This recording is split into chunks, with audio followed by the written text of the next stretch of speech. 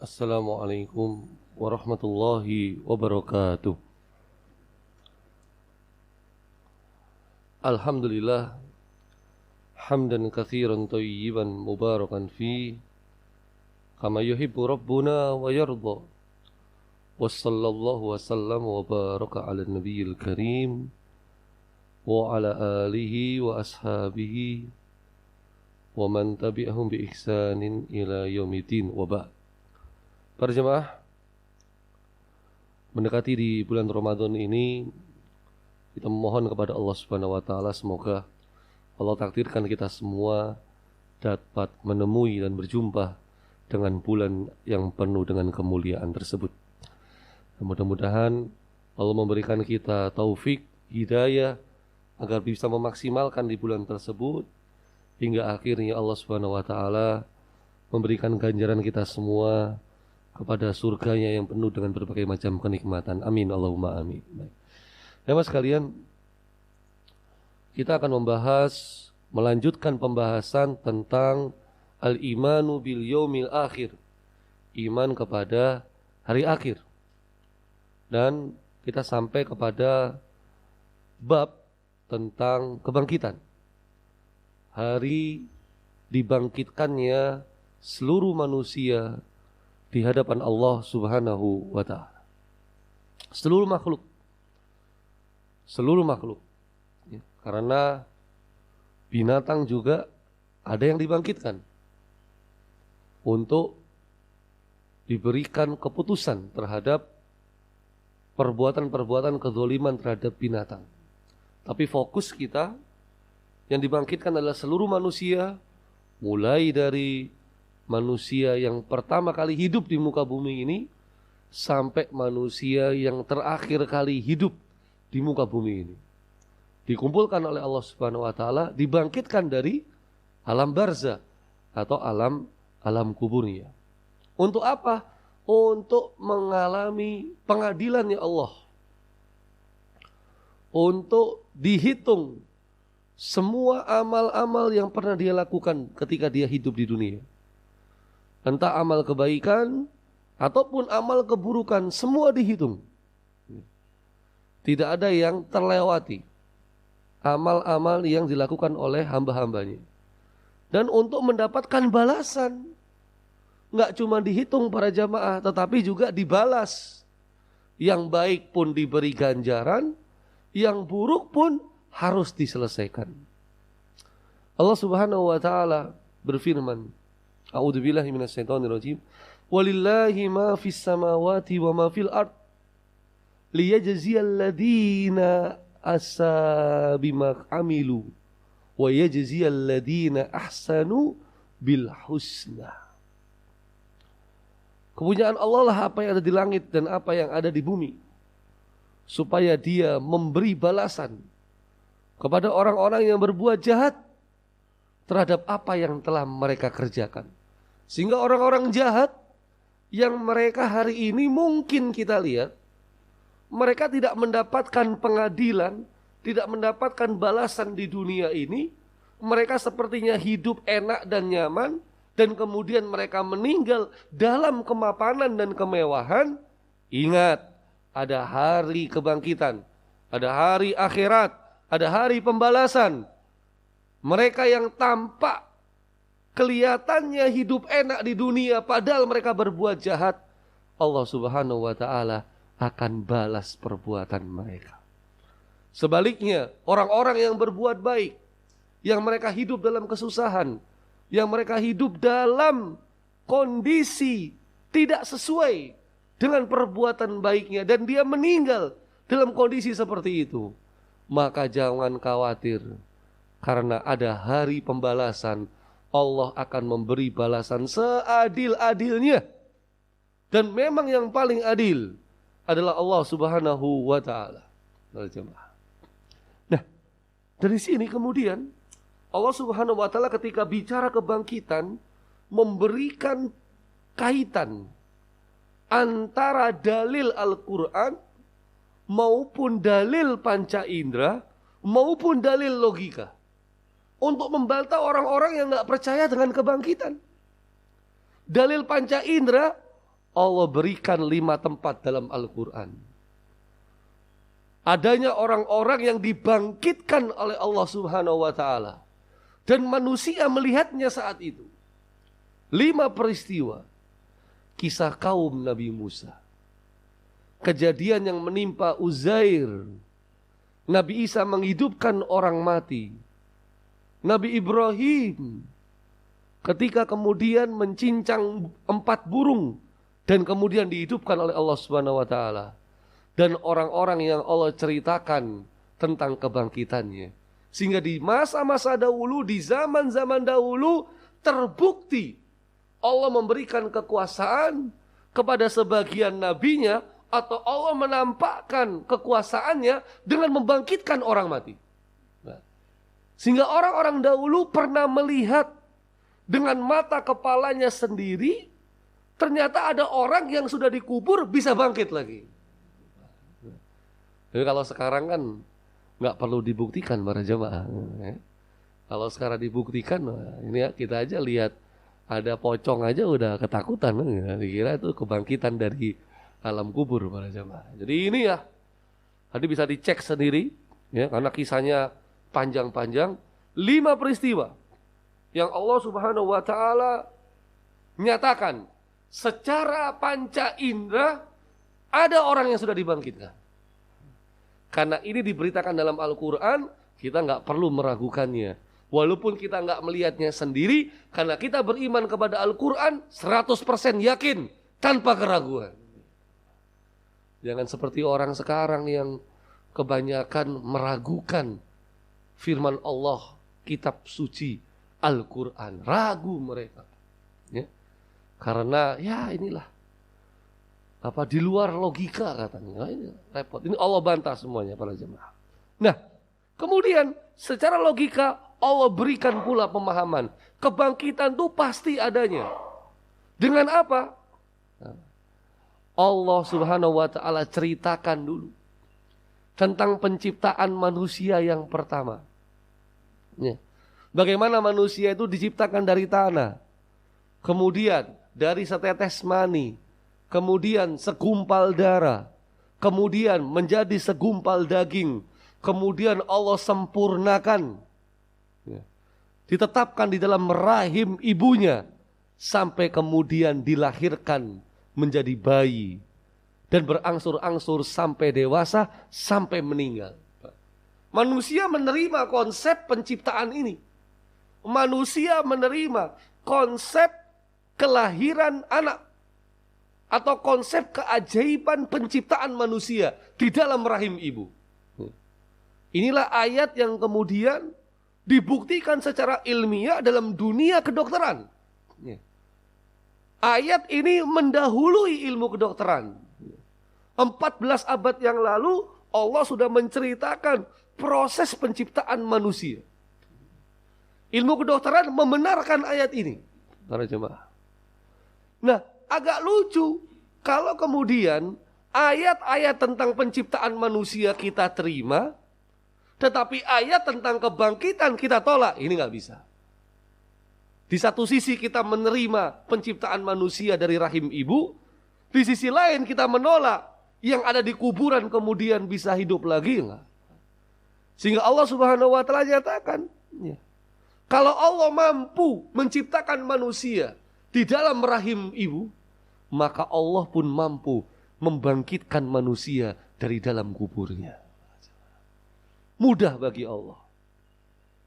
Berikutnya, Allah kaitkan penciptaan langit dan bumi itu dengan kebangkitan. Para jemaah. Padahal penciptaan langit dan bumi ini adalah sesuatu yang sangat besar di dalam proses penciptaan alam semesta ini. Lebih besar, lebih susah. Kalau kita bilang lebih rumit lah, bukan susah, karena gak ada yang susah bagi Allah. Lebih besar, lebih rumit penciptaan langit dan bumi dibandingkan hanya menciptakan manusia. Tapi Allah Subhanahu wa ta'ala mengandengkan, mencampurkan, mengkaitkan antara penciptaan langit dan bumi dengan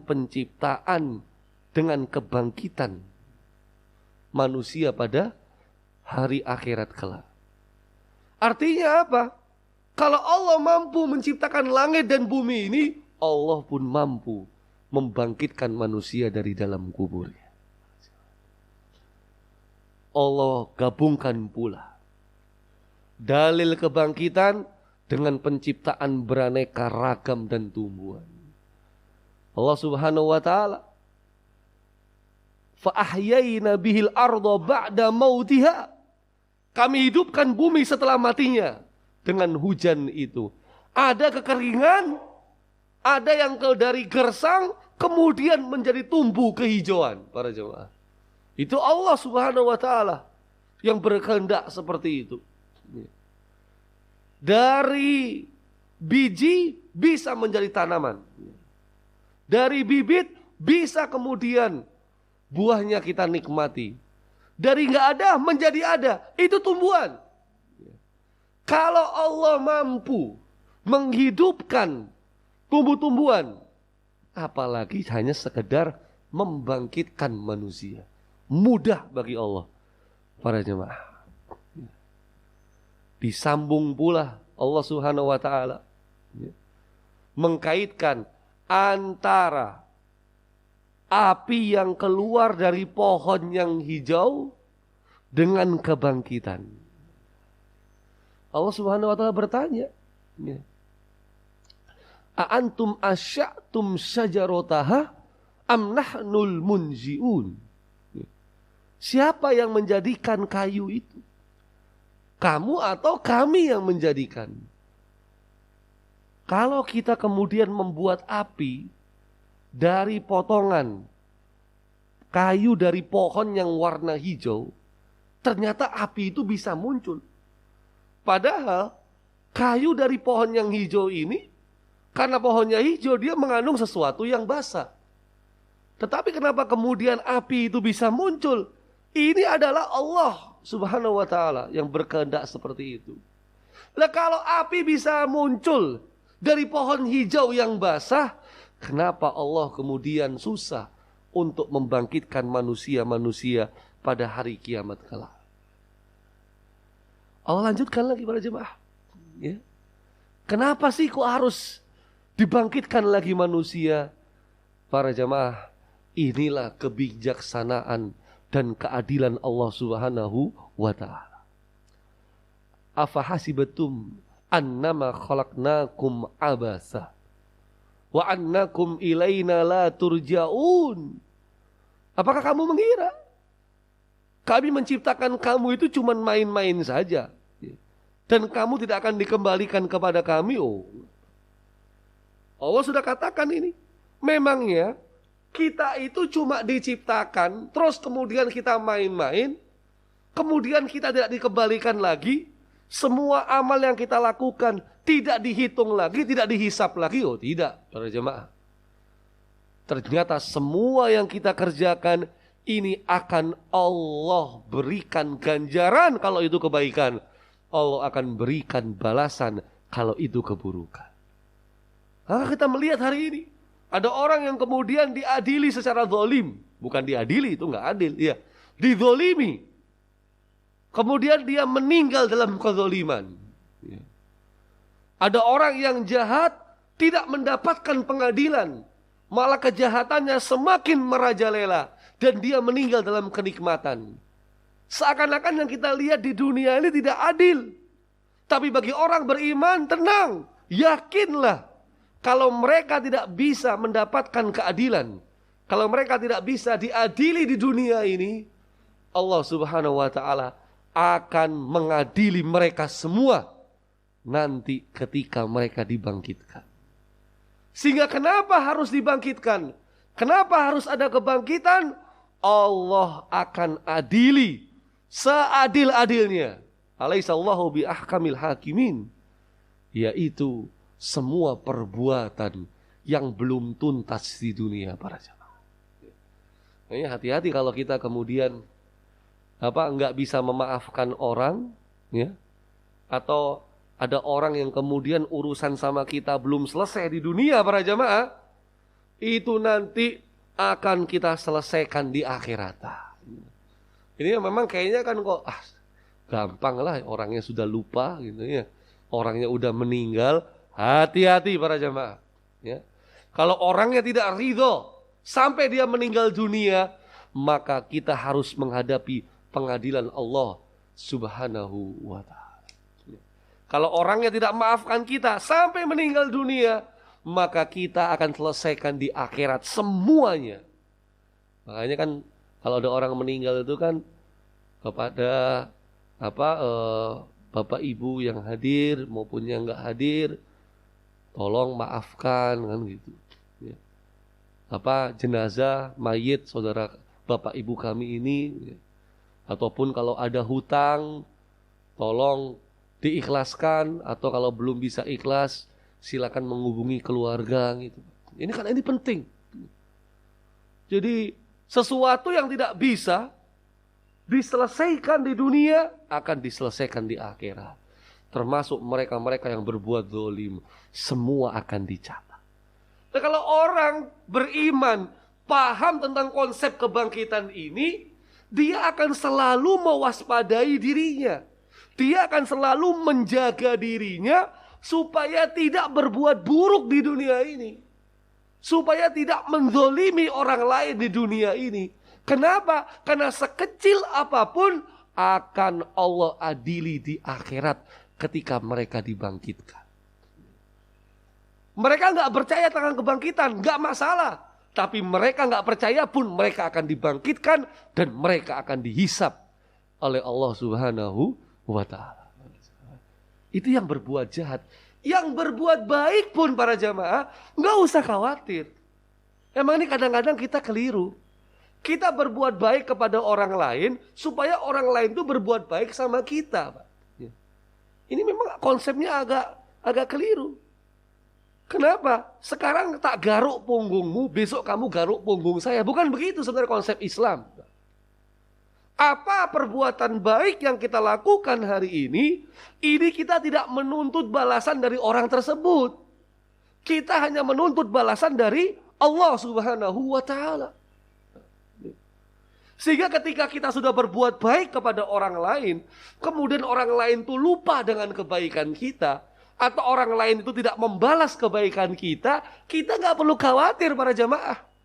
Karena semua kebaikan kita itu akan Allah hitung pada hari kiamat kelak. Jadi berbuat baik aja terus para jamaah. Nggak usah khawatir. Karena semuanya akan dihitung. Masya Allah. Apapun itu. Hanya memberi minum air, ya kan? Ya Allah. Hanya mendoakan, ya. Hanya berinfak 1000. Hanya berzikir, semua saja. Dan waspada. Semua kejahatan, semua kezaliman, semua perbuatan buruk itu pun akan Allah adili seadil-adilnya.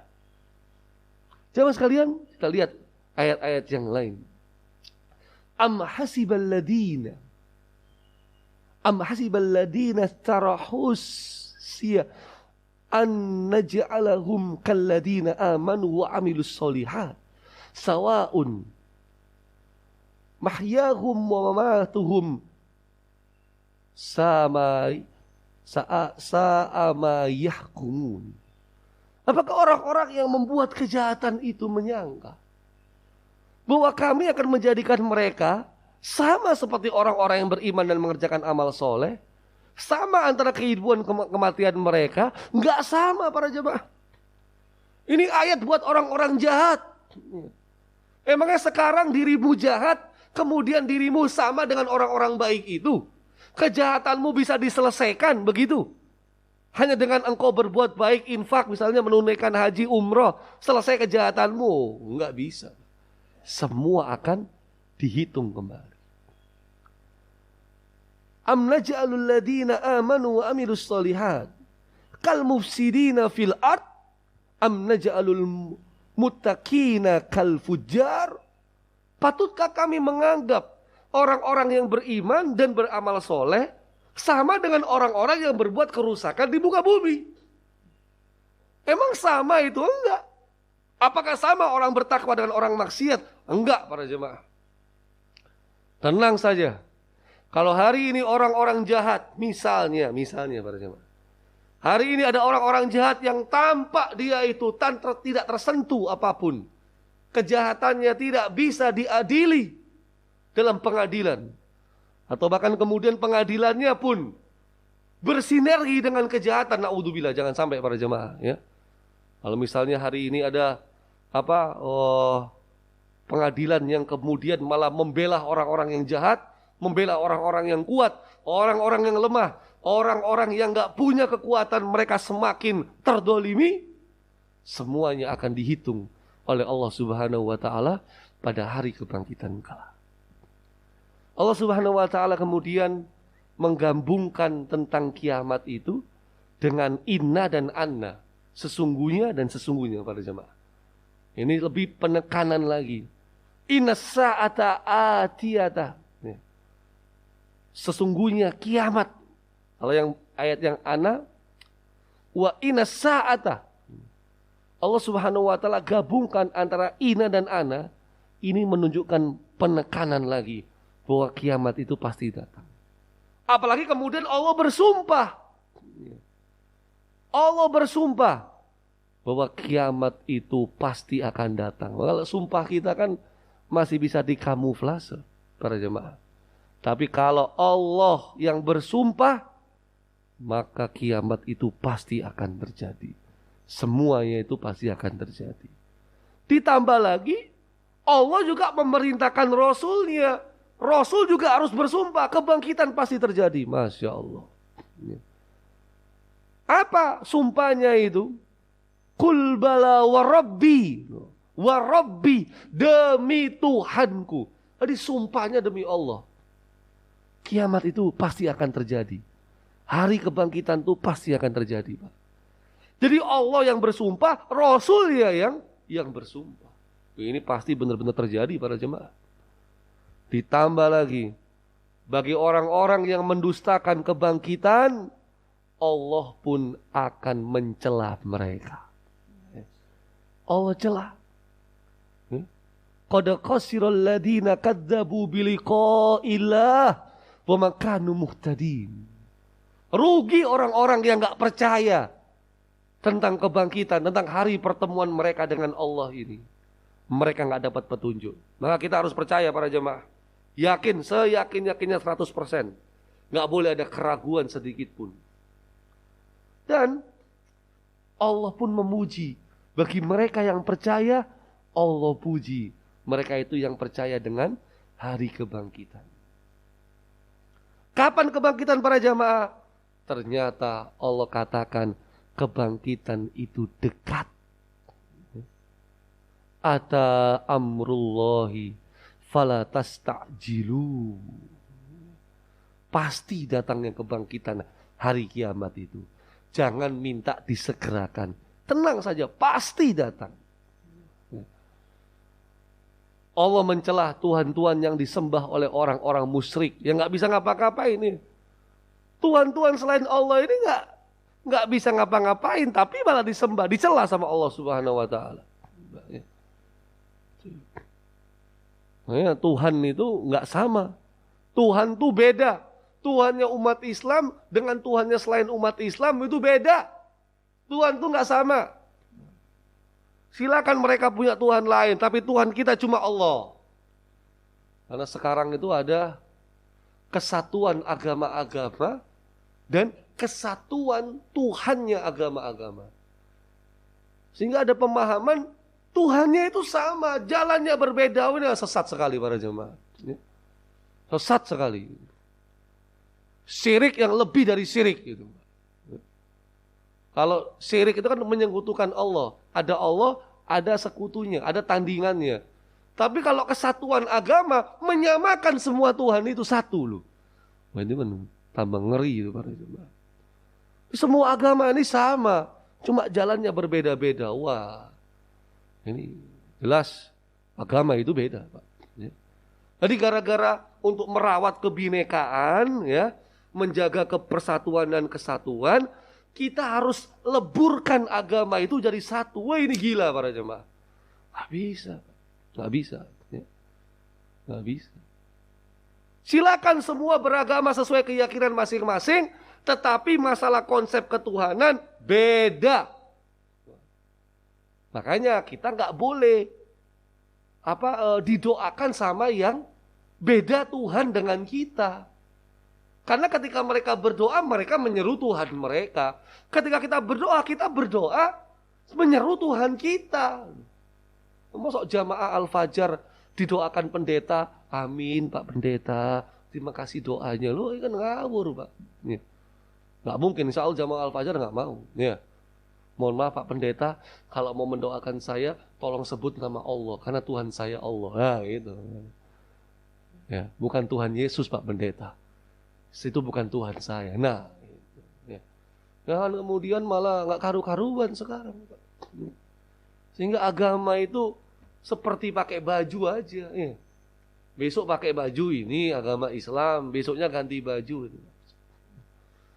Mungkin jamaah nggak masalah, tapi anak-anak muda kita, mahasiswa, pelajar ke bawah, itu sudah goyah ini. Goyah keyakinannya. Goyah keyakinannya. Bahkan sampai saya kemarin ke salah satu pondok itu juga, santri pondok juga masih ada yang goyah. Wah, ini kan juga repot nih Pak ya. Santri pondok aja goyah, apalagi yang bukan santri ya. Wah, ini konsep ketuhanan Pak. Penciptaan dan kebangkitan mudah bagi Allah. Ya. Allah mudah menciptakan, Allah membangkitkan, itu pun mudah. Ya. Apa kata Allah? Ma khalqukum wala ba'sukum illa kanafsi wahidah. Menciptakan alam semesta, membangkitkan seluruh manusia, itu kata Allah seperti membangkitkan satu orang saja. Mudah bagi Allah Pak. Membangkitkan miliaran manusia itu sama dengan membangkitkan satu orang. Mudah bagi Allah, kecil.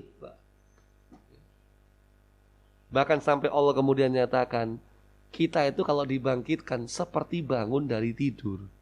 Kan kalau kita tidur itu kan sebenarnya kita dimatikan para jemaah. Rohnya dilepas dari jasadnya. Makanya kadang-kadang roh kita itu kan jalan-jalan Pak. Kalau kita tidur itu. Ya. Untung kembali lagi Pak, rohnya itu ya. Cuma kalau nggak kembali lagi rohnya, nggak bangun-bangun kita para jemaah. Makanya ketika kita bangun tidur, kan doanya langsung memuji Allah. Alhamdulillahilladzi ahyana. Ya. Segala puji bagi Allah yang menghidupkan kita setelah mematikan kita. Ya Allah. Ya para jamaah, kalau sudah tidur itu sudah harus istighfar. Sudah minta ampun, mohon maaf kepada yang kita zolimi. Karena bisa-bisa ketika kita tidur enggak bangun-bangun lagi.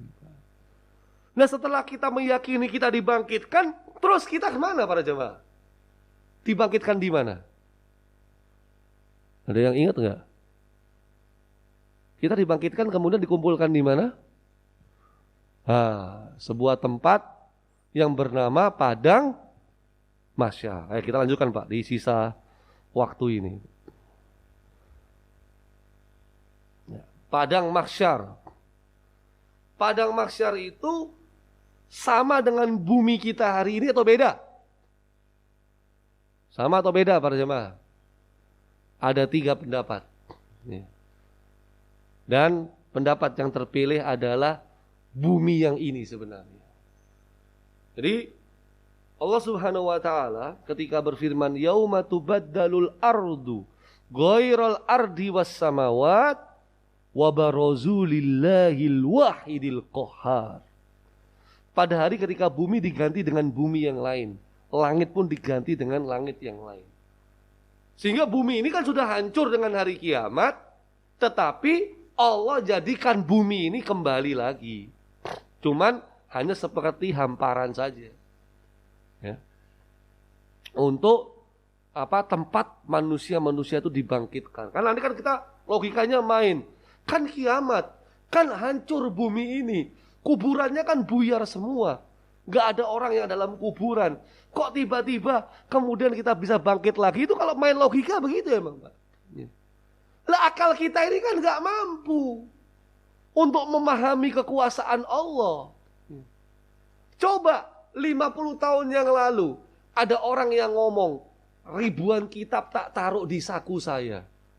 Ribuan, kan 50 tahun yang lalu kalau ada orang ngomong gitu, wah ini gila ini. Tapi sekarang kalau ada orang yang ngomong, kitabmu di mana? Ada 1000 kitab di kantong saya. Bisa apa enggak hari ini, Pak? Bisa dengan digital ini kan? Ya. Bisa sekali. Artinya akal tuh punya keterbatasan.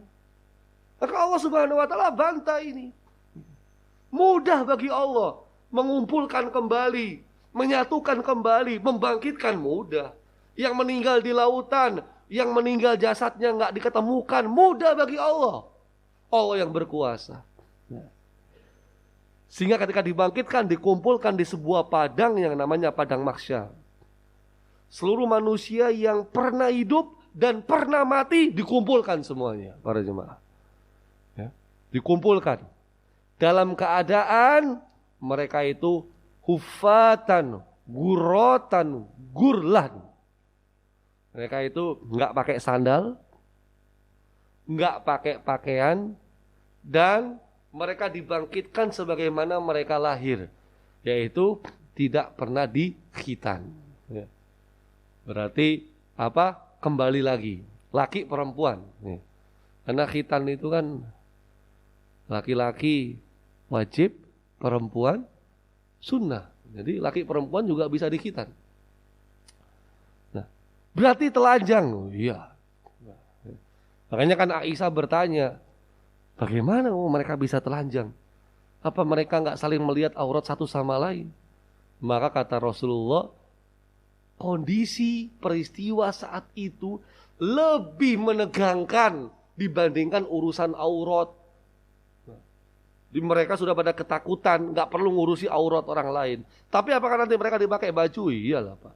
Ya. Nanti akan diberi pakaian lagi, jelas itu.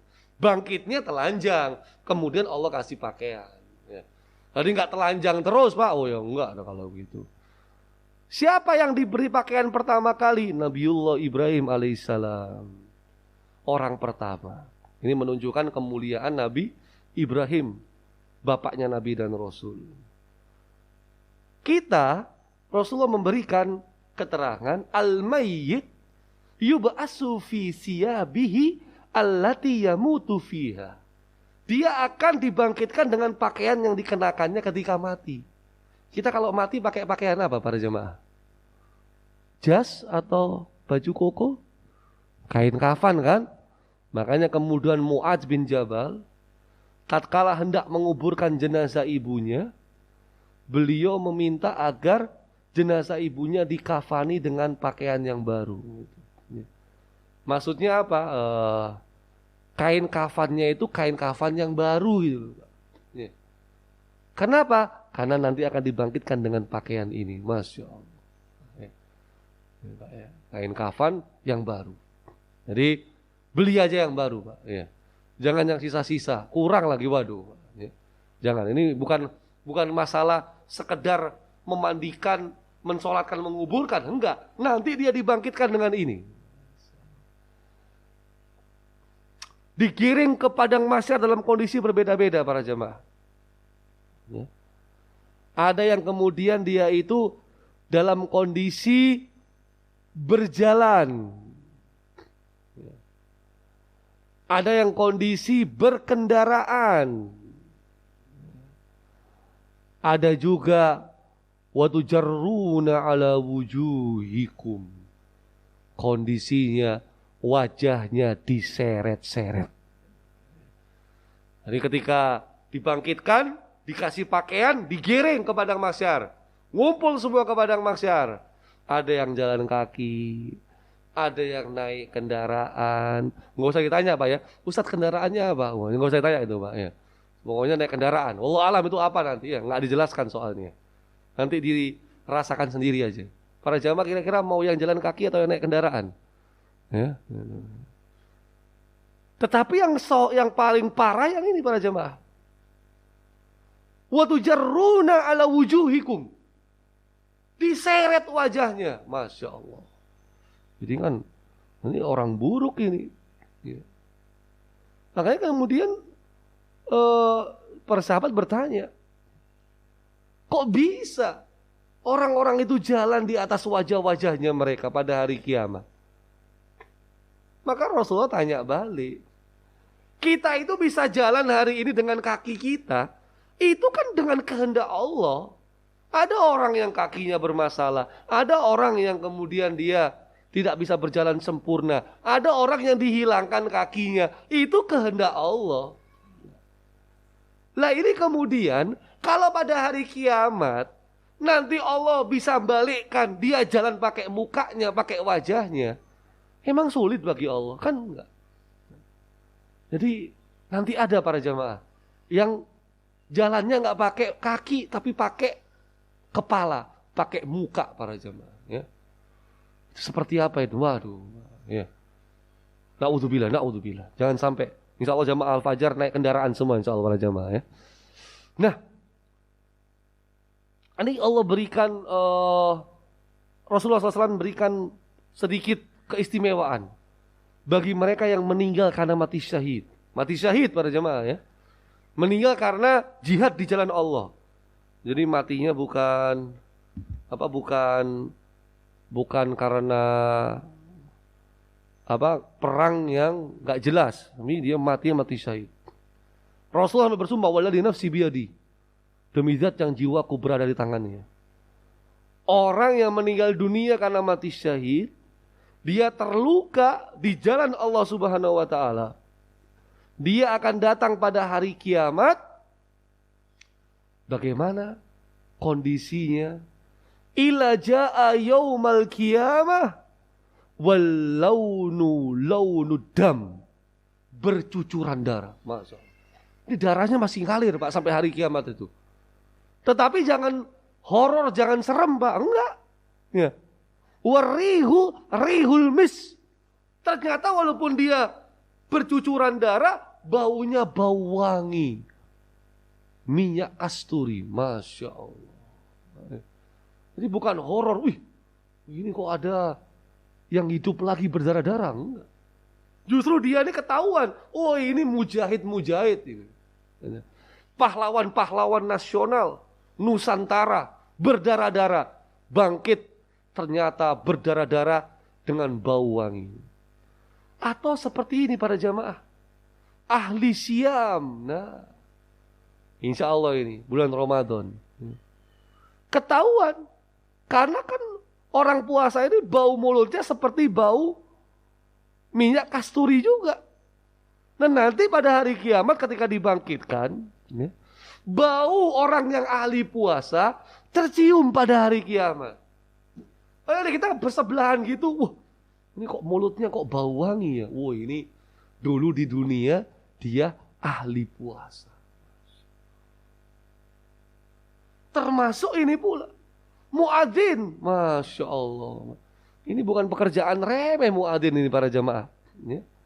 Rasulullah SAW menyatakan, al-muadzinun atwalun nas a'naqan yaumal qiyamah. Panjang lehernya pada hari kiamat, Pak. Jadi muadzin termasuk muadzinnya Al-Fajar ini harus rebutan, Pak. Jadi muadzin memang, ya. Kalau imam nggak rebutan nggak apa-apa lah, muadzin rebutan, Pak. Nanti dikenal dia pada hari kiamat. Ketika dibangkitkan itu, dia orang yang tinggi. Sehingga orang-orang tahu loh, itu kok bisa tinggi lehernya. Kok lehernya kok bisa panjang seperti itu ya? Walah ternyata ini muadzin dulu waktu hidup di dunia. Masya Allah. Kalau kita kan enggak sekarang ya. Kamu aja yang adzan loh. Ini ya. Harus rebutan para jamaah tentang muadzin ini. Waktunya habis nih, apa para jemaah. Ini kita selesaikan kebangkitannya sebentar. Nah, kalau yang berbuat baik itu juga mendapatkan kebangkitannya dengan ciri khas dan orang bisa mengenal, bagaimana yang berbuat buruk sama, Pak? Allah akan bangkitkan dengan ciri khas. Misalnya apa? Pelaku maksiat dipermalukan oleh Allah. Contoh pendusta, pengkhianat. Nanti ada cap stempel. Di sini sih bahasanya bendera. Ya. Tapi nanti akan ada tanda pengenal. Jadi ketika kita dibangkitkan nanti, dikumpulkan sama triliunan manusia, miliaran manusia, kita tahu, ini kok ada stempelnya. Oh, ini pendusta dulu waktu dunia. Ini pengkhianat waktu di dunia, Pak. Jadi kondisi itu udah mencekam. Sudah mencekam, ternyata ada tanda. Orang-orang ini kita bisa mengenalinya. Ini pendusta, ini pengkhianat, ini muadzin, ini ahli puasa, ini mujahid. Termasuk kata Rasul, peminta-minta. Minta-minta Pak ya. Yang dia profesinya minta-minta. Enggak ada keperluan minta-minta. Enggak pakai malu minta-minta. Apa kata Rasulullah SAW? Walaysa fi wajhihi mus'atu lahmin.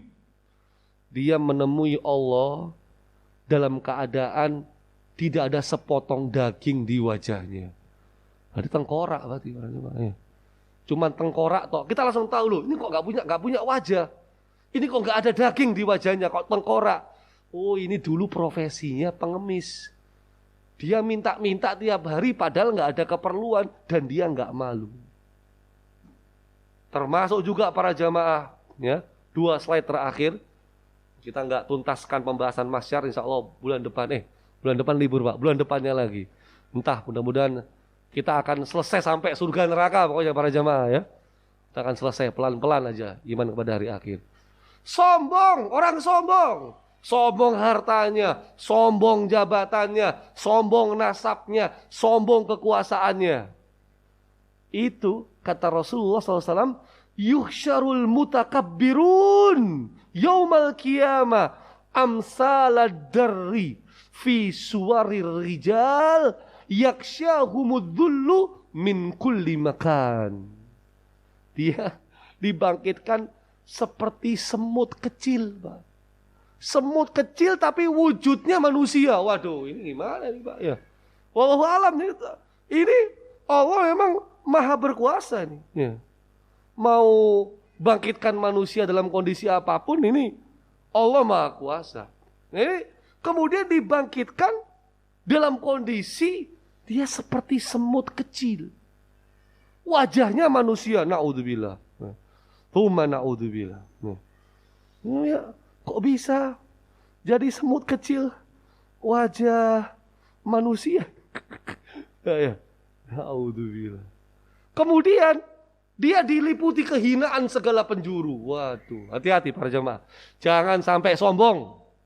Karena yang berhak sombong itu cuma Allah. Kita itu kecil.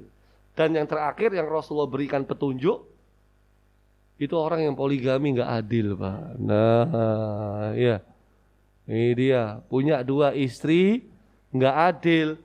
Cenderung salah satunya. Akhirnya gimana? Akhirnya dia datang hari kiamat, ya para jemaah, badannya miring. Wah, nggak tahu nih Pak. Ya, makanya kalau mau poligami ya harus adil. Kalau nggak bisa adil, berarti nggak usah poligami. Gitu. Setuju ya ibu-ibu ya? Ibu-ibu setuju nih ya. Nah, bapak-bapak saya, gimana kita bisa tahu adil kalau belum pernah dicoba? Nah ini ya, ini repot juga kalau ini Pak ya. Diselesaikan sendiri aja para jamaah ya. Intinya semua orang-orang yang berbuat kemaksiatan di dunia, Allah akan permalukan mereka sesuai dengan dosa dan maksiat yang mereka lakukan. Naudzubillah. Ya. Siapapun manusia hari ini yang berbuat kebaikan, ketika dibangkitkan Allah berikan ciri khas. Sebaliknya, yang berbuat keburukan, Allah berikan ciri khas. Supaya pada hari kiamat, pada dikumpulkan di padang mahsyar, kita semua bisa tahu. Oh ini ahli ini, ahli ini, ahli ini. Entah ahli kebaikan ataupun ahli maksiat. Dan itu para jamaah, baru proses dibangkitkan dan dikumpulkan. Bagaimana kejadian-kejadian yang lain? Insya Allah kita lanjutkan pada pertemuan berikutnya. Insya Allah. Dan saya berdoa mudah-mudahan jamaah Masjid Al-Fajar kita semua dibangkitkan dengan amalan-amalan kebaikan kita. Amin. Allahumma amin. Hadanallahu wa iyyakum ajma'in. Wassallallahu ala nabiyina Muhammadin wa ala alihi washabihi wasallam. Subhanakallahumma wa bihamdika asyhadu an la ilaha illa anta astaghfiruka wa atubu ilaik.